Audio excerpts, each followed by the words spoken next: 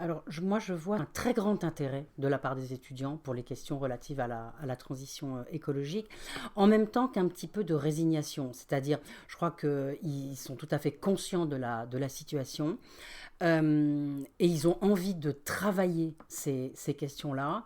Et en même temps, ils voient l'ampleur du chemin à parcourir. Je vais prendre juste l'exemple de Dauphine, hein, où je travaille.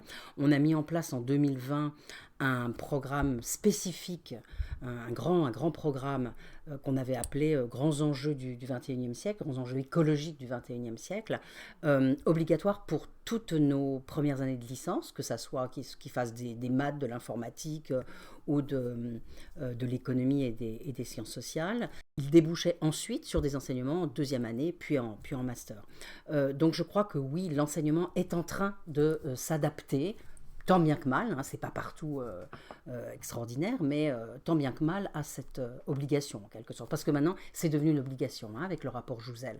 La transition écologique ou les questions écologiques, elles ne sont pas centrales dans l'enseignement. Comme je disais, nous, il y a une place qui leur est réservée, mais je dirais que ça n'infuse pas dans l'ensemble des cursus. Et il me semble que c'est ça qu'il faudrait parvenir à faire, c'est-à-dire que l'ensemble des disciplines, les mathématiques, l'économie, la sociologie, l'informatique, que toutes les disciplines puissent s'emparer de ces questions et traiter ces questions. Évidemment, ce que ça demande, c'est une approche pluridisciplinaire, multidisciplinaire de ces questions. Et ça, c'est quelque chose qui est très très difficile à faire. Il me semble que le principal obstacle à l'intégration des questions relatives à la transition écologique dans les cursus, c'est d'une part faire de la place aux questions. Ça veut dire, hein, si vous donnez plus d'heures à ces questions écologiques, vous allez devoir donner moins d'heures à d'autres questions.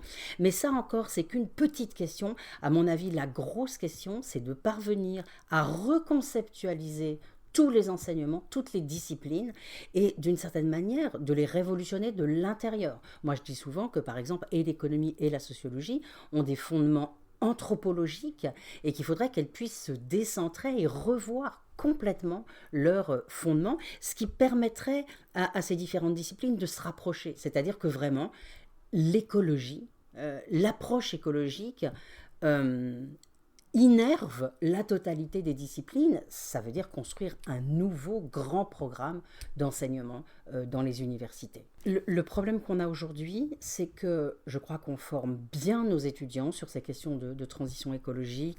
Ils font des projets, ils ont des approches théoriques, ils font des stages. Le vrai problème, c'est qu'en fait, pour l'instant, j'ai l'impression qu'il n'y a pas suffisamment de postes pour les employés. C'est-à-dire, les entreprises restent quand même un peu frileuses.